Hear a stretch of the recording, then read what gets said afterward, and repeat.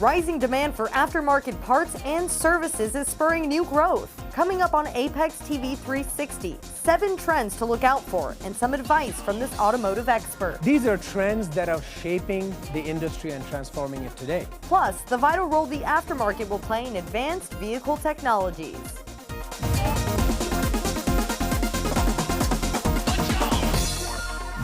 Hi, I'm Christina Jensen for Apex TV 360. We're giving you an in-depth look at where the global automotive aftermarket industry is heading in the next 5 to 10 years and how emerging markets will impact us. To do this, we will be referencing an independent study by McKinsey & Company. Starting with market size and the global growth outlook, the study found the global aftermarket industry is expected to grow at a rate of 3% through 2030.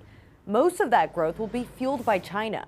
Data compiled by McKinsey & Company shows that after a period of high growth, revenues in Europe and North America will level off, while Asia's will increase significantly.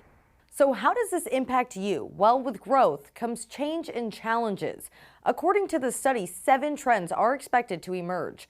Consolidation among parts distributors, expansion of OEMs into aftermarket activities, digitization of channels and interfaces, access to car-generated data, increasing influence of digital intermediaries, higher price transparency, and a greater diversity of supply for customers. So in order to stay ahead of the curve, the research advises that automotive suppliers need to take action now to be successful in the new aftermarket game. They should take a look at the timeline of a trend and determine whether it could have a short-term or long-term impact. The trends we listed in this episode have an impact of 5 to 10 years. Next, size the trend's impact on revenue, profitability, and industry. And from there, define your future strategy.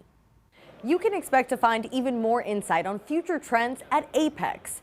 Keynote speaker Neil Ganguly with Deloitte Consulting LLP spoke about the future of mobility in the aftermarket at Apex 2017. A number of these consumer preferences, economic preferences, regulatory forces, and the advancement of technology are working together. These trends are converging, and that is what is driving a transformation of magnitude we haven't seen before. Ganguly said this is creating future mobility states, an increase in technology and software content, and an increase in share usage models. How should businesses react? He said parts manufacturers need to consider a shift in content and usage cycles. OEMs must continue to extend their service footprint to consumers and dealers, and independent retailers must try to reconfigure their value propositions to deal with direct online channels and the rise of subscription model services. It means that for you need to produce new types of parts, new types of high-performance parts. If you think about the shared mobility going to the right, these are higher use cycles, 75,000 miles a year.